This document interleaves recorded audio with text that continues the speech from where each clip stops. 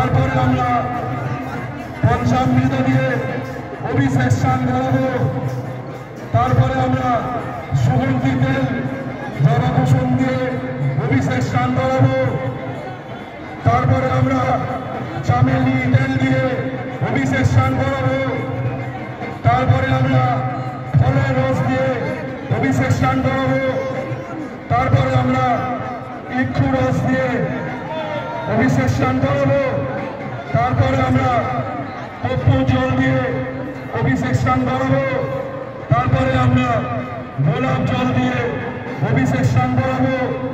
তারপরে সুগন্ধি আতর জল দিয়ে অভিষেক স্নান করাবো।